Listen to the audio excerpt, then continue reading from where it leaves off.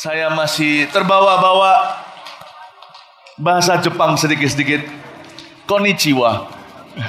Saya baru balik dari Tokyo beberapa hari yang lalu. Tuhan bekerja dengan dahsyat di sana. Laporan kemenangannya menyusul ya. Yang pasti tahun depan di Tokyo akan diadakan All Japan Youth Conference. Ya, puji Tuhan, doakan terus. Kebangunan rohani anak muda di tempat ini melalang buana kemana-mana ke segala benua. Tapi kita nggak mau kalah. Mulainya dari sini kok. Masa di sini nanti akan jadi terbelakang? Enggak. Karena itu siapkan hatimu. September, betul ya, tahun depan akan diadakan National Youth Conference AOG sedunia. Haleluya. Tuhan bekerja loh dengan dahsyat. Waktu saya di Jepang kemarin, datang juga delegasi dari Korea. Dan waktu itu mereka berkata, kami di Korea, bapak-bapak kami, om-om, tante-tante, ya, grandparents, grandpa, kakek nenek kami mengalami kebangunan rohani. Tapi sekarang anak-anak muda terhilang, tersesat di negara ini. Mereka ikut K-pop ya, banyak penggemarnya juga. Tetapi banyak orang terhilang. Karena tidak ada pesan yang menghidupkan di dalamnya kecuali hanya cinta sementara. Tidak ada lebih daripada sekedar tampak luarnya manusia. Hati tidak disinggung kecuali hanya asmara. Mereka berkata di Korea terjadi sesuatu yang mengenaskan. Anak-anak muda terhilang semuanya. Free sex, rokok, ganja, obat-obatan. Tidak terkecuali juga ada banyak sekali di dunia ini ada 3 negara yang paling banyak bunuh diri. Selain Taiwan dan Jepang, tentunya adalah Korea sendiri. Tidak terkecuali, dulu pernah ada artis-artis yang bahkan juga mengakhiri nyawa sehingga mengejutkan banyak sekali fansnya. Dan akhirnya mereka berkata, tahun depan kalau kalian mengadakannya di Surabaya, di Indonesia, kami sudah mendengar apa yang terjadi di sana. Kami akan bawa orang. Dan kalau Tuhan izinkan setelah 2015 diadakan di Surabaya, 2016 kami mau import masuk ke Seoul di Korea. 2016 akan ada Youth Conference di Korea. Ayo, saya ajak kita untuk bergairah. Jadi orang muda. Jadi orang Indonesia. Anak-anak muda di negara ini. Tuhan punya rencana yang besar. Kita bukanlah orang-orang Indonesia yang terbelakang lagi. Tuhan mau pakai generasi anak panah di sini untuk memimpin seluruh dunia di dalam kegerakan muda-mudi. Saya ajak kita untuk bangun kehidupan doa kita. Jangan jadi orang muda yang biasa-biasa. Dalam pergumulan kalian setiap hari, jangan kalian merasa seperti kecewa dengan Tuhan, kecewa dengan diri. Aku ini kok putar-putar di padang gurun, arahnya apa? Tidak ada keraguan di dalam hati, arahnya adalah kebangunan rohani. Tuhan mau membangkitkan generasi yang lebih baru lagi. Generasi yang lebih muda lagi Tuhan mau bangkitkan. Perkara-perkara besar akan terjadi. Amin? Amin? Nah, catat baik-baik, tahun depan semua mendaftar. Kita akan atur secara akademis supaya bisa semua ikut. National Youth Conference tanggal berapa? Ini lupa saya. Nanti diumumkan lagi. Pokoknya bulan September tahun 2015. Katakan kanan kirinya, September 2015 kita semua harus ikut National Youth Conference AOG sedunia. Come on. Amin. Amin. Wow, luar biasa. Oh, puji Tuhan. Mari kita sama-sama berdoa. Tuhan Yesus, terima kasih, kuserahkan anak-anak muda ini ke dalam tangan-Mu. Sembunyikan hamba-Mu di balik salib-Mu, sehingga Allah yang berbicara lewat mulut hamba. Urapi kami semua, sehingga kami semua yang minder di sini, Engkau bawa kami untuk bertobat sungguh-sungguh dari rasa minder kami. Yang sombong juga ya Tuhan, kikis keangkuhan hati. Kami mau merendahkan diri di hadapan Tuhan. Dan kami hanya mau berkata, Tuhan, beri kami kerinduan yang dari Roh Kudus, pakai hidup kami. Pakai hidup kami dengan luar biasa, jangan biasa-biasa. Kami gak mau jadi orang muda yang biasa-biasa, yang rata-rata. Kami tolak musuh anak-anak muda di tempat ini yang namanya rata-rata. Kami tidak mau jadi seperti itu. Tuhan punya rencana yang besar. Seperti kata Tuhan kepada Yeremia, janganlah engkau dipandang mudah. Seperti kata-kata Paulus pada Timotius, tapi tunjukkan dalam segala perkara bahwa kamu lebih maju dari orang-orang yang jauh lebih tua bahkan. Di dalam segala, dalam prinsip, dalam kekudusan, dalam kuasa Roh Kudus. Tuhan, kami percaya ya Tuhan, generasi anak panah sedang ada di hadapan hamba saat ini. Gunakan, pakai kami. Kalau Engkau bisa memakai hamba-Mu juga ke mancanegara, Engkau juga akan memakai mereka dengan cara-Mu yang tersendiri. Engkau akan memakai setiap kami dengan luar biasa, karena toh akhirnya semua untuk kemuliaan Bapa. Terima kasih Tuhan. Celikkan mata kami, baik kami yang baru pertama kali hadir dalam kebaktian ini, supaya kami pun dijamah. Tak ada satu orang pun diluputkan. Yang paling kotor, yang paling berlumpur pun secara rohani, hari ini Kau akan bersihkan. Sesuatu akan terjadi dalam kehidupan kami, perubahan hidup akan segera ada di tempat ini. Terima kasih ya Tuhan. Urapi kami semuanya. Berikan kepada hamba-Mu kata-kata hikmat, sehingga ketika hamba bercerita firman ya Tuhan, ada pewahyuan-pewahyuan yang dapat kami cerna, jadi pegangan hidup kami, merema sampai Tuhan memanggil kami pulang suatu hari. Di dalam nama Yesus kami berdoa. Amin. Mari kita sama-sama buka di kitab Hakim-Hakim. Saya mau sedikit just storytelling atau cerita-cerita aja ya. Nyantai-nyantai aja. Ini keluar dari sedikit renungan dari kehidupan seorang Simson. Judulnya Simson dan Delila, Hakim-Hakim 16. Saya kasih judul saja, Rahasia Kekuatan Simson. Sebenarnya loh ya, setiap kita itu mau dikasih kekuatan yang sama. Hanya bedanya, beda perjanjian. Dulu perjanjian lama zaman perang fisik. Ini perjanjian baru zaman perang rohani.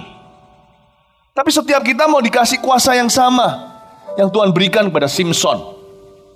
Simson waktu dipakai oleh Tuhan, usianya baru belasan tahun. Ketika Roh Allah mulai bergerak di dalam dirinya, dia baru saja teenager atau ABG. Tapi orang ini jadi perkasa. Dia punya kekuatan jumbo, extra large. Suatu hari dia dikepung sama musuh. Dia angkat, ini orang gak masuk akal kalau bukan roh Tuhan. Itu palang-palang pintu zaman dulu itu, kalau kalian pernah lihat film-film yang dibikin Hollywood tentang zaman-zaman purbakala, perang-perangnya, pakai tameng, pakai pedang, pakai helm. Itu kan gerbang kotanya itu yang dikerek sama kuda segala yang gede-gede, paku bumi segala itu gak mungkin bisa dicabut. Dibuka paksa aja gak bisa. Betul-betul terbuat dari besi. Tapi sama Simson dicabut sampai paku-pakunya. Palang-palangnya itu pun tercabut bermeter-meter dari tanah. Itu gak masuk akal. Dia angkat itu, dia naik ke gunung, dan dia tunjukkan kekuatannya kepada semua musuh-musuhnya. Saya sayangkan tindakan itu. Simson harusnya membebaskan orang Israel, bukan sok kuat, karena kekuatannya datang dari Tuhan. Simson kekanak-kanakan. Banyak anak-anak Tuhan hari ini juga gak mengerti kenapa Tuhan beri kuasa Roh Kudus dalam hidup mereka. Banyak di antara kita mengira bahwa kuasa Roh Kudus diberikan pada kita supaya kita tampak lebih ganteng, lebih sangar, lebih hebat, lebih cool di depan orang. Kalau kita doain orang, orangnya rebah. Kalau mau buat orang rebah, makan pete saja. Oh, bukan hanya itu gitu loh. Kita harus mengerti, kuasa Roh Kudus yang dikasih ke kita sekarang itu sekaliber Simson. Cuman bukan untuk kita gempuran atau pukul-pukulan atau hajar-hajaran secara fisik. Tapi untuk memporak-porandakan kerajaan neraka di generasi kita. Tuhan pakai kita, Tuhan mau pakai kita untuk menyelamatkan sebanyak-banyaknya teman-teman kita. Dan tidak terkecuali tentunya kalau teman-teman aja diselamatkan, apalagi keluarga sendiri. Beban pertama saya ketika saya terima Tuhan tahun 92. 22 tahun yang lalu, saya umur 18 tahun. Adalah untuk papa saya kenal Yesus. Tapi ternyata yang saya bawa kepada Tuhan bukan papa dulu. Karena papa masih tertutup hatinya. Yang saya bawa adalah beberapa teman saya, diantaranya namanya Jeffrey, orang Malaysia. Ada juga Dennis, orang Indonesia yang waktu itu sekolah juga di Kanada. Saya bawa kira-kira belasan orang kepada Kristus sebelum akhirnya saya bisa menuntun ayah saya dalam doa keselamatan tahun 95. Tuhan mau pakai kita anak-anak muda untuk memenangkan generasi kita, bahkan generasi sebelum kita. Dalam kehidupan saya cukup unik, karena saya adalah generasi pertama orang Kristen di keluarga saya, bahkan bukan papa saya. Saya kenal Tuhan dulu, baru setelah itu papa. Jadi papa adalah generasi kedua di dalam keluarga. Generasi berikutnya maksudnya generasi. Bahkan Tuhan pakai dulu bypass lewati generasi orang tua untuk memakai anak-anak muda mereka memenangkan ortunya sendiri. Tuhan gak main-main loh sama anak-anak muda. Dunia berkata kita kelas 2. Dunia berkata kita bisa apa. Kamu masih muda belum makan garam lagi. Tapi ternyata tidak sedikit hari-hari ini anak muda yang dipenuhi oleh kuasa Roh Kudus yang sama atas Simson. Bahkan mereka akhirnya yang memenangkan orang tuanya. Pamannya, bibinya, angkelnya, ainya. Bahkan Tuhan juga memakai kami, anak-anak muda. Saya gak berani berkata hanya saya, karena ini corporate effort atau usaha bersama antara saya dengan koko saya, adik saya, mama saya, untuk mendoakan sampai akung saya, atau opa saya, atau kakek saya, nenek saya. Saya panggil emak, atau amah, omah. Ya, setiap orang panggilnya lain-lain. Mbah, asal jangan embuh ya. Neneknya siapa? Embuh. Nenekmu namanya siapa? Nenekmu dewek. Ya. Yang memenangkan sampai generasi satu lagi di atas orang tua adalah generasi kami kerjasama dengan mama. Bayangin loh, mak saya terima Yesus itu saya yang tuntun. Jangan pernah pandang dirimu rendah. Roh Tuhan yang ada atas Simson ada atasmu. Bukan untuk sok-sokan, tapi untuk keselamatan. Katakan amin.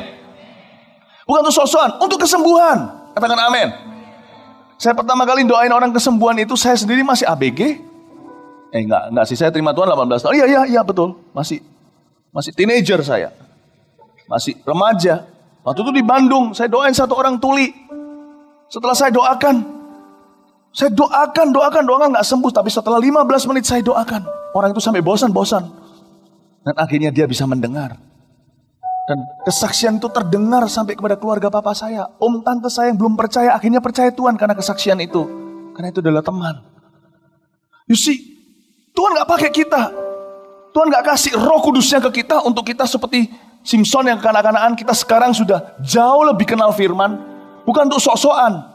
Tuhan kasih Roh Kudus sama kita untuk kesembuhan. Katakan amin. Bisa nggak anak belasan tahun sembuhkan orang? Yang nyembuhkan Tuhan Yesus, yang usianya nggak cuma 1000 tahun, tapi kekal selamanya. Kita kan cuma alat. Tuhan lagi tunggu anak-anak muda yang available. Anak-anak muda yang kalau Tuhan datang itu seperti sebuah toko, palangnya tidak tertulis closet atau close, tapi open. Ya, Tuhan mau lihat di dada kita ada tulisan open. I'm open for you, Lord. Seperti Yeremia, seperti Yesaya, ini aku, teruslah aku. Yeremia berkata, aku, kemana kau kusuruh pergi? Kau harus pergi. Jangan berkata kamu muda, kamu akan jadi hamba alatku. Simson waktu dipakai belasan tahun, tapi Simson tuh kasihan. Simson gak punya mentor, kalian punya mentor. Kalian punya firman, kalian tahu apa yang harus kalian perbuat dengan kuasa yang besar. Tuhan mau pakai kita. Tuhan mau pakai kita. Saya hari ini masih muda dibandingkan dengan rasul-rasul Injil yang hari ini melalang buana kemana-mana. Setiap kali saya ke satu konferensi, contohnya di sebuah negara atau sebuah bangsa, seringkali saya yang paling muda. Kadang-kadang saya sendirilah yang Asia. Nothing is impossible. Tidak ada batas bagi orang yang percaya. Tuhan bisa memakainya. Amin, saudara-saudara. Jangan berkata aku masih muda. Ngomong kanan kirinya, meskipun kamu jelek tapi Tuhan mengasihimu, Tuhan memakai kamu. Itu namanya dijatuhin dulu lalu diangkat nanti, ya kan? Enggak ada yang jelek di sini. Semua cakep, yang merasa cakep tepuk tangan untuk Tuhan. Oke, sekarang kita belajar Simson ya. Kita lihat rahasia kekuatannya apa ya, supaya kita juga bisa kita gini loh, kita bisa belajar dari kesalahan orang lain. Orang pintar itu bukan orang yang tahu segala sesuatu. Orang pintar adalah orang yang gak mengulangi kesalahan orang lain. Biar orang lain yang mengalami kesalahannya, kita yang belajar daripadanya. Tapi bodohlah kita kalau orang lain udah salah kita ikuti, lalu kita sendiri belajar dari kesalahan sendiri. Itu kebodohan. Mari kita belajar dari Simson. Nah sekarang kita lihat ayat yang keempat. Saya sebut aja nih rahasia kekuatan Simson, oke? Jadi kita bisa mengerti rahasia pengurapan kita. Ayat 4. Sesudah itu Simson jatuh cinta kepada seorang perempuan dari lembah Sorek yang namanya Delilah. Lalu datanglah raja-raja kota orang Filistin kepada perempuan itu sambil berkata, cobalah bujuk dia untuk mengetahui karena apakah kekuatannya demikian besar. Dan dengan apakah kami dapat mengalahkan dia dan mengikat dia untuk menundukkannya. Maka kami masing-masing akan memberikan 1.100 uang perak kepadamu.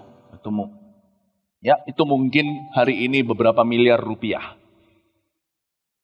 Lalu berkatalah Delila kepada Simson, ceritakanlah kiranya kepadaku karena apa kekuatanmu demikian besar dan dengan apakah engkau harus diikat untuk ditundukkan. Delila berkata, Delila sebagai hamba setan, hasutan wanita, kepada seorang Simson yang masih muda, yang punya kecenderungan jatuh cinta. Yang muda pasti punya kecenderungan jatuh cinta. Gak apa-apa, normal kok. Jangan berkata kalau setiap kali jatuh cinta, aku berdosa, aku jatuh ke gereja dibaptis lagi. Kamu gak pernah jatuh cinta, nah itu yang gak normal. Itu bukan anak muda, itu tembok. Ya, it's okay. Tapi rahasia kekuatan Simson adalah rahasia pengurapan anak-anak muda hari ini. Kita harus tangkap satu hal, kesalahan Simson jangan diulangi. Nah, dari sini kita tahu bahwa harga pengurapan kita itu miliaran rupiah loh. Minimal loh ya. Orang rela membayar sebanyak itu. Setan rela membayar sebesar itu agar supaya hidup kalian gugur dari rencana Allah. Setan setakut itu sama generasi anak panah. Mereka sekhawatir itu dengan orang yang di sebelah kalian sekarang. Saya mau beritahu pada kalian, potensi kalian itu gila luar biasa. Waktu Yesus lahir, bayi-bayi dibantai di Bethlehem. Ngapain Raja Herodes yang maha kuasa saat itu seolah-olah ketakutan sama orok? Kalau dia tahu bahwa potensi orok itu akan jadi raja di atas segala raja, makanya dia bantai semua. Dia ketakutan. Tahu nggak? Setan tidak mau satu pun di antara kalian bangkit. Karena kalau kalian bangkit, kalian nggak akan seperti Konggo, Cimimi, nggak akan seperti Ko Philip. Kalau kalian bangkit, kalian akan menjadi seperti Yesus. Dan itu bahaya. Setan nggak mau itu terjadi.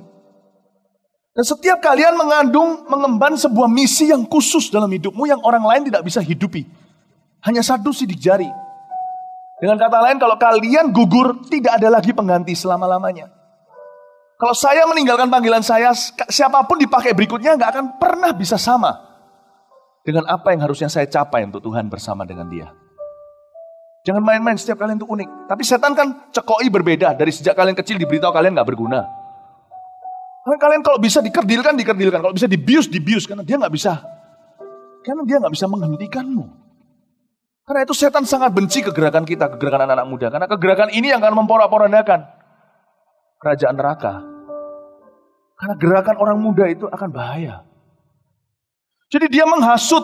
Si Delila ini dipakai oleh setan untuk menghasut Simson. Apa rahasianya?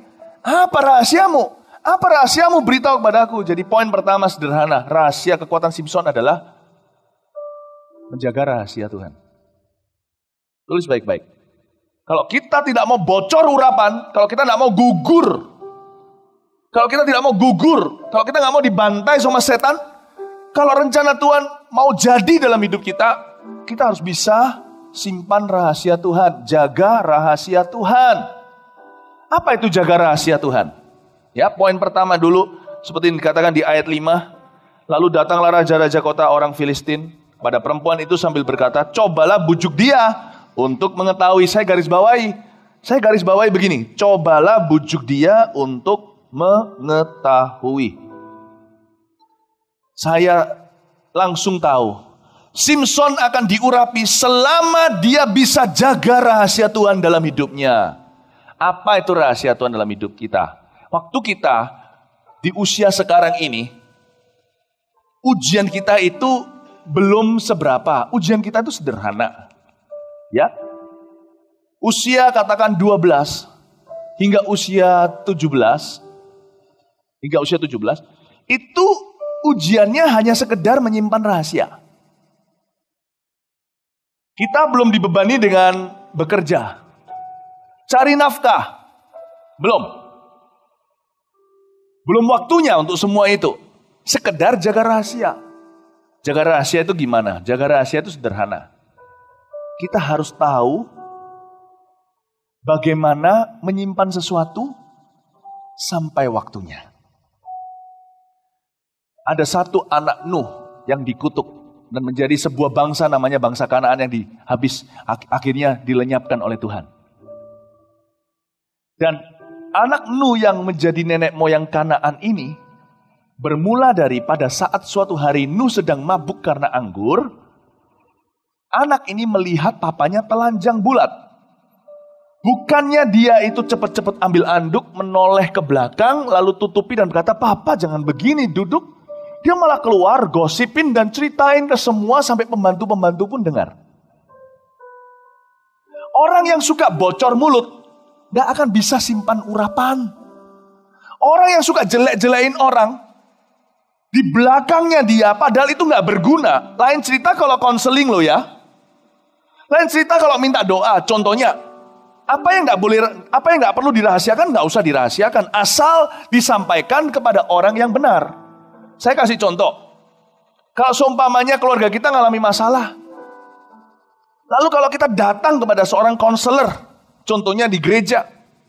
CFV mungkin dari FLC. Mungkin Ko Yudi. Mungkin Ko Onggo, Cimimi. Atau mungkin Pak Yusuf sendiri. Tolong doakan.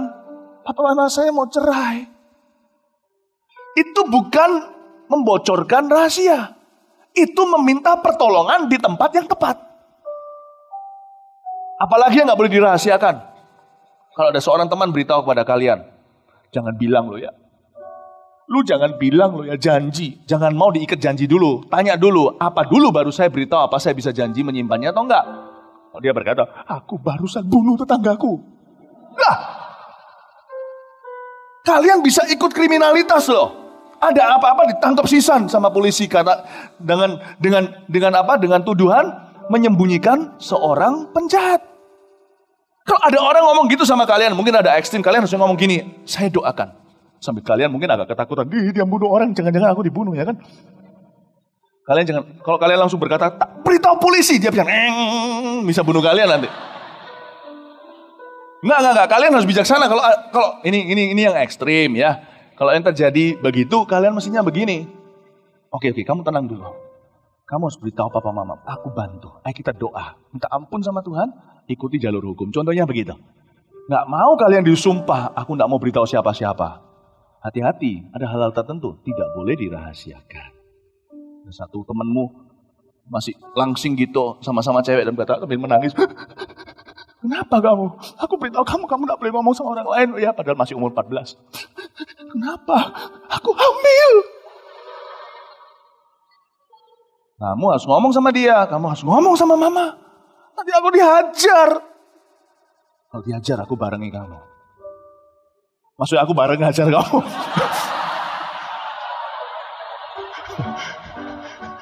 Nah maksudnya, ngerti lah, kalian maksudnya ngerti. Jangan mau disumpah sama manusia, oke? Kalian harus bijaksana. Tapi, saya nggak mau seperti teman-teman saya waktu saya di Kanada. Mereka suka jelek-jelekin papa mamanya. Man, my mom. Gak perlu lah ngomong sama konco-konconya, mamanya emangnya bisa nolong ibunya. Emangnya bisa konseling sana. Ngomong hanya demi menjelek-jelekan.